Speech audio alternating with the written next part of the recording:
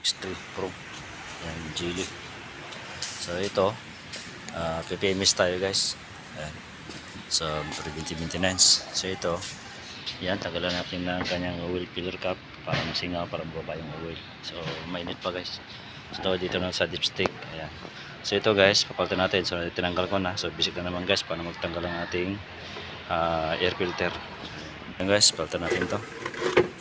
Ayan, so marami na guys. So dito okay pa.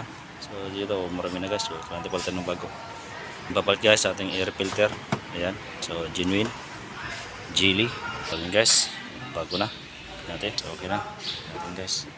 Ayan, bago na. Ayan. Okay. So natin mga screw bolt para okay. Oil filter niya. Ayan, kita ninyo. Ayan, so oil filter niya guys.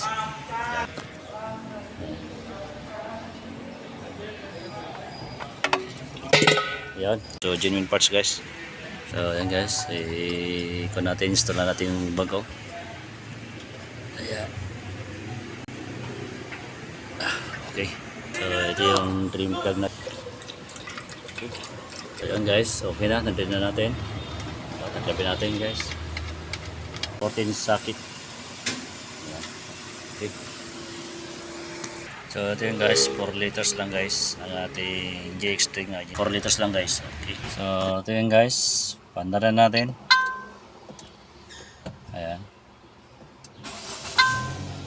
Ayan, okay, nabandar na. Okay, itong susi niya. So low battery na ito guys. So ito yung battery niya. So kailangan itong palitan na yun guys. Ayan. So pinandar na guys. Yan, nakandar na. So kailangan natin i-economize guys para ita na yung engine oil level kung okay na. Off natin. Yan. So yan guys, kailangan natin i-kwento i-reset sa ating laptop. Yan, naka-on na yan guys. Okay. Ito sa Geely. Okay guys, dito tayo sa GX3. Ayan. So sa 20. Yan, tayo sa akon guys. So ayan guys, yan na. Guys, punta tayo sa IP key. Ayan. Instrument panel cluster. So ayan guys, dito tayo magtitingin sa special function. Ayan sa reset maintenance.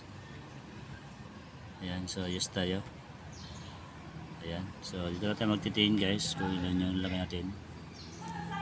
Nasa mga 10,000. Ayan, so nagkuha na. Okay, gumalaw na guys, so okay na. So ito na yung guys, so 10,000 na. Okay, so ganoon na kayo basic guys.